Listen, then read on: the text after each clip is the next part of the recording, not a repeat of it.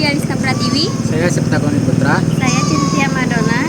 Akan membahas materi tentang Tinjauan historis Pancasila, Dinamika dan tantangan Pancasila dalam berbangsa dan bernegara.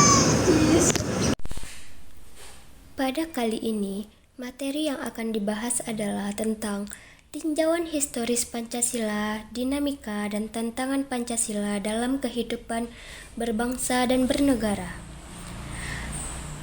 Pada tinjauan historis pendidikan Pancasila ini, bangsa Indonesia terbentuk melalui suatu proses sejarah yang cukup panjang. Proses sejarah itu dimulai sejak Kerajaan Kutai, Sriwijaya, Majapahit, Demak, Pajang, dan Mataram, sampai datangnya bangsa lain yang menjajah serta menguasai bangsa Indonesia.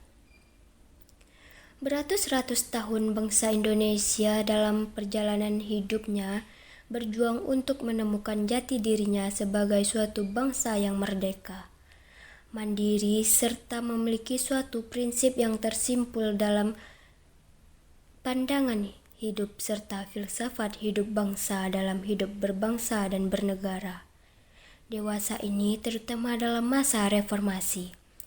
Bangsa Indonesia sebagai bangsa harus memiliki visi serta pandangan hidup yang kuat agar tidak terombang-ambing di tengah-tengah masyarakat internasional. Dengan lain perkataan, bangsa Indonesia harus memiliki nasionalisme serta rasa kebangsaan yang kuat. Secara historis, bahwa nilai-nilai yang terkandung dalam setiap sila Pancasila sebelum dirumuskan disahkan menjadi dasar negara Indonesia secara objektif historis telah dimiliki oleh bangsa Indonesia sendiri. Atas dasar pengertian dan alasan historis, maka sangat penting bagi generasi penerus bangsa, terutama kalangan intelektual kampus, untuk mengkaji, memahami, dan mengembangkan berdasarkan pendekatan ilmiah, yang pada gilirannya akan memiliki suatu kesadaran serta wawasan kebangsaan yang kuat berdasarkan nilai-nilai yang dimilikinya sendiri. Secara historis, Pancasila dirumuskan dengan tujuan untuk dipakai sebagai dasar negara Indonesia merdeka.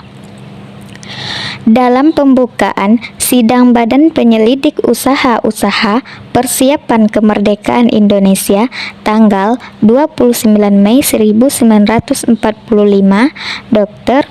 K.R.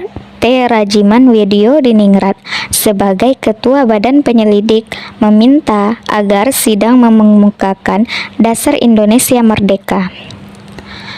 Pada tanggal 29 Mei 1945, Mr. Muhammad Yamin pada permulaan pidato dalam sidang Badan Penyelidik antara lain mengatakan sebagai berikut: kewajiban untuk ikut menyelidiki bahan-bahan yang menjadi dasar dan susunan negara yang akan terbentuk dalam suasana kemerdekaan yang telah diakui dan telah dibela oleh rakyat Indonesia dengan korban darah daging sejak beratus-ratus tahun, atau Naskah Persiapan Undang-Undang Dasar 1945. Sehari setelah proklamasi kemerdekaan negara Indonesia, tepatnya tanggal 18 Agustus 1945, Panitia Persiapan Kemerdekaan Indonesia atau PPKI menetapkan Undang-Undang Dasar bagi Negara Republik Indonesia. Dengan menetapkan Undang-Undang 1945 itu, maka Pancasila yang terdapat dalam pembukaan Undang-Undang Dasar 1945 secara resmi menjadi dasar negara Republik Indonesia. Dengan proklamasi kemerdekaan negara Republik Indonesia dan dengan ditetapkannya Pancasila sebagai dasar negara, ternyata tidak secara otomatis Pancasila dapat dilaksanakan secara benar dan konsisten. Selanjutnya, dinamika pendidikan Pancasila. Perubahan yang signifikan dalam metode pembudayaan atau pendidikan Pancasila adalah setelah Dekret Presiden 5 Juli 1959. Pada 1960 diterbitkan buku oleh Departemen P dan K dengan judul Manusia dan Masyarakat Baru Indonesia atau CIVEX. Buku tersebut diterbitkan dengan maksud membentuk manusia Indonesia baru yang patriotik melalui pendidikan. Tidak lama sejak lahirnya ketetapan MPR RI nomor 2 MPR 1978 tentang pedoman penghayatan dan pengalaman Pancasila P4 atau Eka Prasesetya Pancakarsa. P4 tersebut kemudian menjadi salah satu sumber pokok materi pendidikan Pancasila.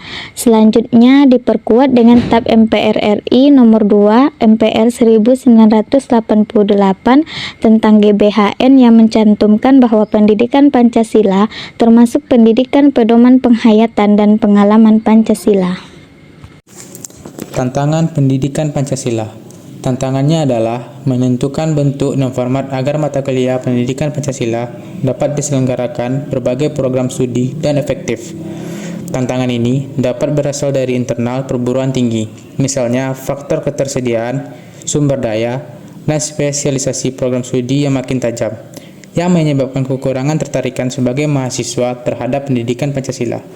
Sebagaimana terlihat dalam pola hidup masyarakat pada umumnya termasuk dalam corak perilaku. Pada umumnya termasuk dalam corak perilaku, kehidupan politik dan ekonomi yang terjadi saat ini. Dengan terjadinya perubahan tersebut, diperlukan reaktualisasi nilai-nilai Pancasila agar dapat dijadikan acuan bagi bangsa Indonesia dalam menjawab berbagai persoalan yang dihadapi saat ini dan yang akan datang, baik persoalan yang datang dari dalam maupun dari luar. Sebelum keberhasilan kita melakukan reaktualisasi nilai-nilai Pancasila tersebut menyebabkan keterasingan Pancasila dari kehidupan nyata bangsa Indonesia.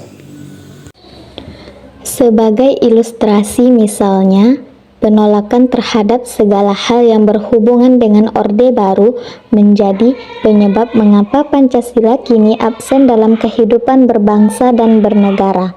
Harus diakui, di masa lalu memang terjadi mistifikasi dan ideologisasi Pancasila secara sistematis, terstruktur, dan masif yang tidak jarang kemudian menjadi senjata ideologis untuk mengelompokkan mereka yang tak sepaham dengan pemerintah sebagai tidak Pancalisais atau anti-Pancasila. Pancasila diposisikan sebagai alat penguasa melalui monopoli pemaknaan dan penafsiran Pancasila yang digunakan untuk kepentingan melanggengkan kekuasaan. Kesimpulan yang dapat kita ambil adalah dinamika dalam mengaktualisasikan nilai Pancasila ke dalam kehidupan bermasyarakat, berbangsa, bernegara adalah suatu keniscayaan agar Pancasila tetap selalu relevan dalam fungsinya, memberikan pedoman bagi pengambilan kebijaksanaan dan pemecahan masalah dalam kehidupan berbangsa dan bernegara, agar loyalitas warga masyarakat dan warga negara terhadap Pancasila bisa diminimalisir. Substansi dari adanya dinamika dan aktualisasi nilai Pancasila dalam kehidupan praksis adalah selalu terjadinya perubahan dan pembaharuan dalam mentransformasikan nilai Pancasila ke dalam norma dan praktik hidup dengan menjaga konsistensi, relevan, dan kontekstualisasinya. Sedangkan perubahan dan pembaharuan yang berkesinambungan terjadi apabila adanya dinamika internal atau self-renewal dan penyerapan terhadap nilai-nilai asing yang relevan untuk pengembangan dan pengayaan ideologi Pancasila. Muara dari semua upaya perubahan dan pembaharuan dalam mengaktualisasikan nilai Pancasila adalah terjaganya akseptabilitas dan kredibilitas apabila oleh warga negara dan warga masyarakat Indonesia. Sekian, terima kasih. Mohon maaf ada kekurangan dan kesalahan kami. Assalamualaikum warahmatullahi wabarakatuh.